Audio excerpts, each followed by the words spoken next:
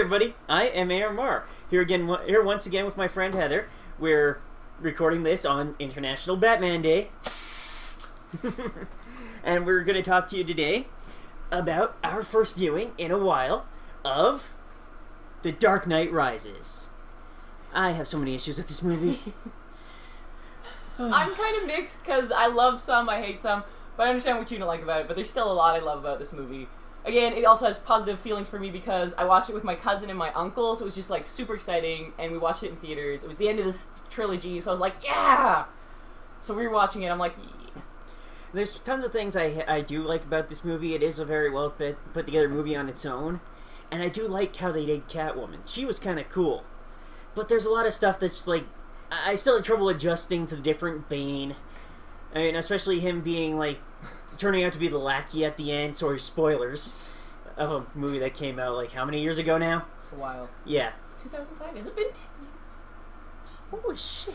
Anyway. No, it went 2005 because it definitely came out after I came down to Calgary, and that was like 2006. Okay, so 2006. Like 2007, 2008. Like, somewhere around there. Okay, but yeah.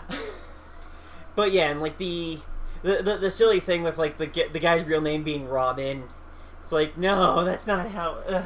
If you had been like, oh, your real name's Richard or something like that, and I would have been like, ooh, yeah, that was their universe's version of Dick. But yeah, I mean, you feel like he's a mashup of a couple of the Robins, but I still liked him. I don't know. He felt like he had some of Jason Todd's backstory mixed with a bit of like Tim, and like, yeah, it was kind of weird. And then there's also how did he get back from the Middle Eastern prison with no money and no resources? I mean... Well, again, you could argue that it was the same way he trekked around that whole time when he was training, because he wasn't Bruce Wayne. He was, well, that's the thing. In Batman Begins, he didn't really trek around that much, though. He went to the one like they imply he went to that one country. Oh, I don't know. I thought they implied he went to more than one, but it's hard to tell. Again, they don't give you concrete, so... Yeah, and like...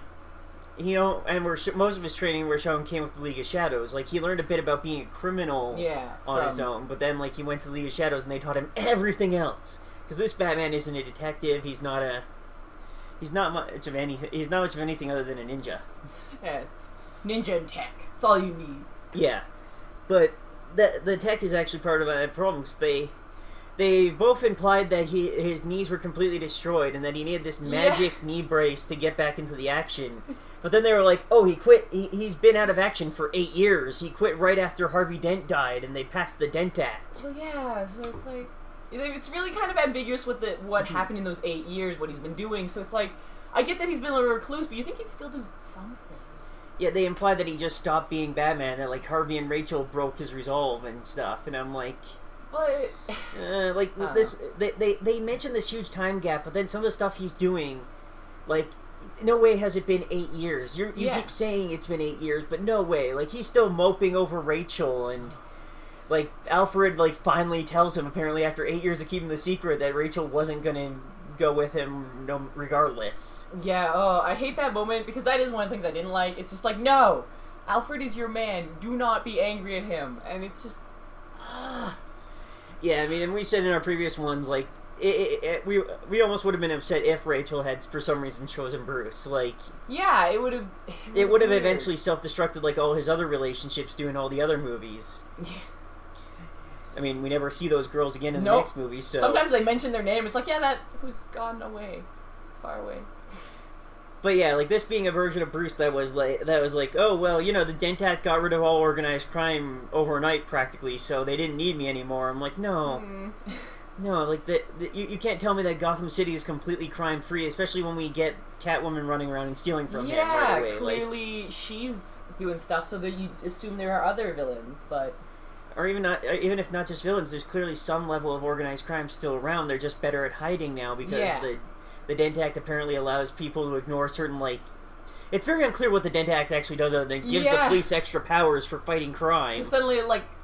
when it kind of gets resolved, when he's like, the Dent Act is all made up because this person, or because Gordon lied, suddenly we can let everything go free. I'm like, okay, yeah, I get that that's Bane, he's kind of doing the martial law thing, but still, yeah, that very much seemed like, whoa, would we really lose all of this information on people? You can tell this movie was at least penned when Occupy Wall Street was really strong, because there's a lot of anti-1% speeches and a lot of... But they seem... Whoever wrote this really missed the point of the Occupy Wall Street movement. Because it's kind of... Well, then there's that whole weird... When they attack the stock market, and it's like, no, that really wouldn't hold up. Them stealing. Yeah, they're like, oh yeah, Bruce sold all his shares and like bought like really stupid futures and blah blah. And it's like it was verified by his fingerprint, and I'm like, there are trades made during a terrorist attack. So this clearly. would not stand. Anyway, yeah, so like stuff like that, you're like, eh.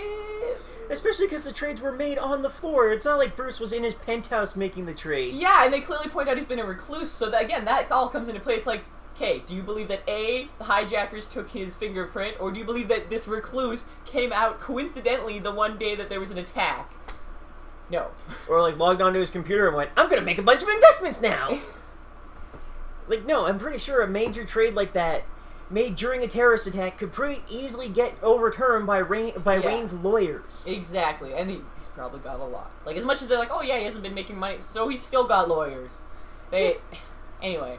The corporation has lawyers, and it obviously would have hurt the corporation to have their major shareholder suddenly bankrupt. Like, so, I mean, I don't know a ton about how that stuff works, but it seems to me like having... Especially because Bruce, in the case like this, where the corporation is named after a person, it's like why Donald Trump's corporations still have his name on them. Oh god, he's a whole nother can of worms, but like... Let's not go there. Yeah, like, it's like... Wayne is still the face of the company. They'd still, like, they wouldn't... Let him like, that much. Yeah. They wouldn't let him, like, be... Because, yeah, in the last movie, he's like, oh, I bought all the shares so that I pretty much own the company. But no, the corporation wouldn't let him tank it that bad. Yeah. Anyway. It's... Other things.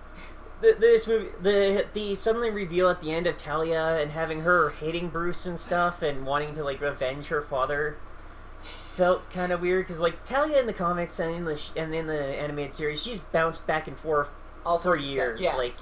So as much as I loved her, like, the minute that her and Bruce did it, I was like, I know who that is! But then I was like, I both love and hate this because I really like that they introduced Talia, but yeah, it was kind of weird that she's, Sorry, that was bugging me. She's this thing, and yeah, that feels a little forced that she's like, I hate you so much because you killed my dad, even though I went on this spiel earlier about how I didn't really like my dad. Well, and they basically gave her Bane's backstory. Yeah, and I get that they wanted that twist reveal, which I kind of liked, but yeah, it very much put Bane in the background, which I didn't like. So like I said, I love both her and Bane. I just wish they could have played them more as a partnership, less as he's her fall guy. And I get that you're trying to, like, condense a lot of stuff, so you couldn't really have the prolonged romance between him and Talia, the having a kid and then her hating him. Damien's another bag of worms. Yeah, I hate him, but I also hate that they killed him in the comics. It's a whole... So yeah. So like I said, yeah, there's a lot that was cool and wasn't cool. And yeah, it felt weird that... It's a very polarizing and weird movie. So yeah, and again, you get that feel that they kind of tried to shove a lot in, but again, it was the end of the trilogy, so they really did want to put a lot in. Yeah, and it was so epic too, though. The biggest part for me was the time skip. Yeah, like I said, yeah, the whole time skip kind of puts a weird thing on things. Yeah, like... Especially it's clear there's some stuff we're missing, but the way they talk and certain dialogue they say in certain scenes, they imply that he quit directly after that night with Harvey. Yeah, so it means that he's been, out of this, and he yet still fights. But it's also the fact that, like, the whole Bane attacked Batman in his prime. That was why Bane was so epic, because he was smarter than Batman, he was stronger than Batman, he broke him. And in this one, it's like, I feel like Catwoman could have broke Batman if she pushed him too hard, because, like... And there was, like, in the comic, like, some people, like, when I brought this up before, did argue that in the comics, Bane took his time wearing Batman down, breaking everyone out of Arkham and stuff. It's like, but yeah, that's part of why it was so epic, because he had this huge-ass plan to take Batman to his limit and then break him. He didn't just want to break his body, he wanted to break his spirit. And yeah, they kind of did that in the movie, but yeah, you felt like it was rushed and forced, because yes, Bane's plan was so huge and so cool, but you felt like it hinged on a lot of things, and it was also like too dependent on... It didn't feel as much like it would break Bruce, because this is a Bruce Wayne that has separated himself from Gotham and Batman for years. Like, he's not the super obsessed Batman of the comics who actually cared about his city. This is a Bruce who basically went, oh, that new law seems to be working okay. I'm just Rachel! Yeah. For he years. went mopey.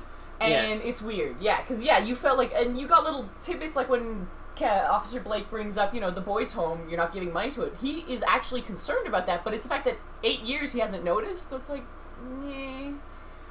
Yeah. You get a lot of moments in this movie, but... And I've said before, and I'm not sure if we brought this up in one of the previous videos, but as much as I like that they were trying to nod towards the Robin idea, I would have loved to have one of these movies actually feature a Robin. And in this day of age, like when we've had Kick-Ass and we've had Hit Girl and shit, I want a, like, 10, 12-year-old Robin. Yeah, and I get... But that's the thing is, it kind of goes back to the other movie when we said Robin feels too old. Yeah, in this one, he's an adult. And yes, I like that you kind of get the thing that he's still looking after boys' homes, and he still cares about the kids on the street, so that kind of gives him that level, but it's still too old, and yeah, you miss having the young sidekick. And I get that kind of, they didn't want that in this world because they're trying to go more realistic, but still, we could have had really cool acrobatics. Yeah, it's like, and some of those acrobatics work better on a kid because you can see like the small bouncy energy and the frantic movement and stuff. It's not so much like it was in the old days where it's like, oh, don't put kids in danger. This day and age, we have young actors who are professional, who want to show what they can do. Like, you got kids these days parkouring shit. So I'm sorry, but you could totally have a badass parkour Robin. Oh, go for the Stephanie Brown Robin. Get Chloe from Kick-Ass and just have her basically be Hit Girl Robin, except with less killing and swearing. Just a little less. Just tone it down. I don't know. Maybe she's too old now, but still, like you could have some really great stuff because there's a lot of well-trained younger actors out there. Like, I'm not gonna lie, as much as I don't want to like bring the Batman v Superman movie into it, when I heard that Ben Affleck wanted, when they were talking to him, for your next movie, what were you thinking? He's like, if we have a Robin, I'd like it to be, this guy. And I'm like, that's really cool because he's saying, if I do this, I want a younger actor. I want someone to play off of. And I'm like, yeah. Okay, I hadn't heard that part. That's actually kind of cool. Apparently, yeah, it's an Asian American. So it's like, yes, I would love an Asian Tim Drake. Oh, that sounds cool. Yeah. Anyway, sorry, I don't know how much of this is hearsay because I just saw a little like Twitter thing on it. But I was so jazzed to see this actor. I'm like, that would be cool.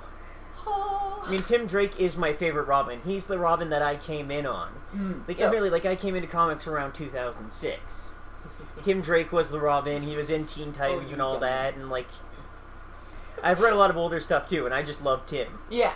See, for me, it'll always be Dick, but again, I love the first Robin. I love seeing all the Robins, though. Oh, I loved it. Richard. Jokes. Okay, anyway, that's enough off-topic rambling. Yes. We'll be back after we watch the next movie. Thank you all for watching, and we'll see you next time.